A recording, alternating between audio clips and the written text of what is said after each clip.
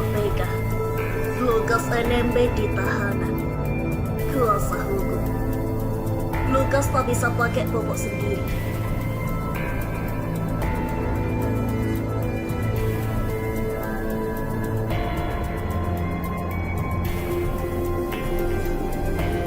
Bantah KPK, kuasa hukum sebut Lukas NMB tak bisa pakai popok sendiri. Dilansir Liputan 6.com. Kuasa hukum Gubernur Papua Lukas NMB, Petrus Bala Bationa, membantah pernyataan Komisi Pemberantasan Korupsi atau KPK yang menyebut kesehatan kliennya stabil di dalam rumah tahanan atau rutan. Menurut Petrus, Lukas NMB tak bisa pakai popok sendiri.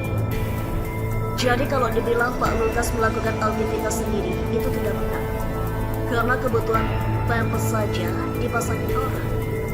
Ujar Petrus di gedung KPK Jakarta Selatan, Senin 16 Januari 2023. Petrus mengatakan, kondisi kesehatan kliennya tak seperti apa yang disampaikan Kabag Pemerintahan KPK Alif Fikri. Bahkan menurut Petrus, saat hendak berjemur, kliennya harus dibantu oleh petugas rutan. Perlu saya sampaikan bahwa menurut petugas rutan, informasi yang kami dapat kondisi Pak Lukas itu, kalau KPK mengatakan bisa melakukan aktivitas, itu tidak benar. Tadi petugas mengatakan beliau dituntut untuk dijemur, kata dia. Sebelumnya, KPK memastikan kondisi kesehatan Gubernur Nonaktif Papua Lukas NMB stabil di dalam rumah tahanan KPK. KPK meminta pihak Lukas NMB tak khawatir dengan kondisi Lukas. Informasi yang kami terima, tersangka Lukas NMB dalam kondisi baik, stabil, bisa beraktivitas sendiri seperti makan, mandi dan lain-lain di dalam rutan KPK. Ujar Kabag Pemerintahan KPK Alif Fikri dalam keterangannya Minggu 15 Januari 2023. Ali memastikan tim dokter di rutan KPK rutin memantau kesehatan Lukas NMB dan memberikan obat-obatan.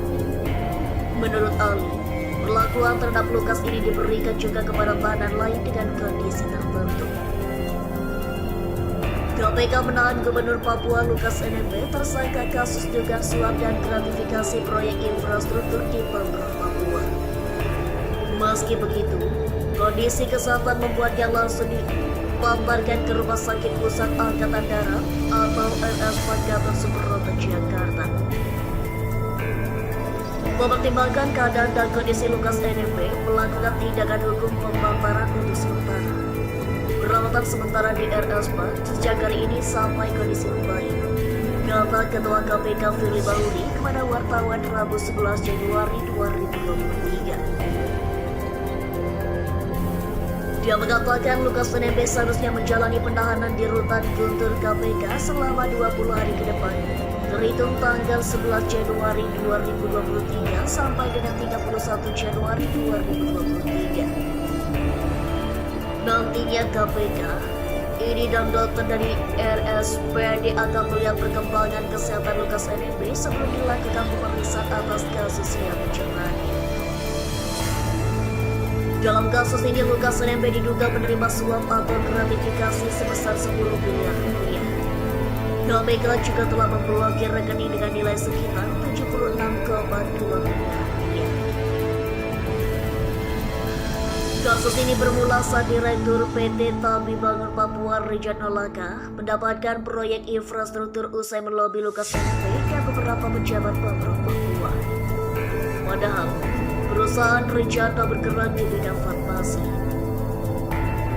Kesepakatan yang disanggupi Ridwan yang diterima Lukas NMB serta beberapa pejabat di Pemprov Papua, di antaranya yaitu adanya pembagian persentase fee proyek hingga mencapai 14% dari nilai kontrak setelah dikurangi nilai BPH dan BPN. Setidaknya, ada 3 proyek yang didapatkan rencana. Pertama, yakni peningkatan jalan Eltra Pramadi dengan nilai proyek 14,8 miliar rupiah. Lalu, penunjang PAUD integrasi dengan nilai proyek 13,3 miliar rupiah.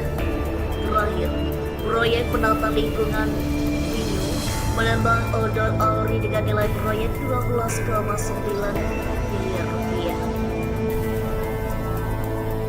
Dari 3 proyek itu, Lukas diduga sudah menerima 1 miliar rupiah dari Wijanto.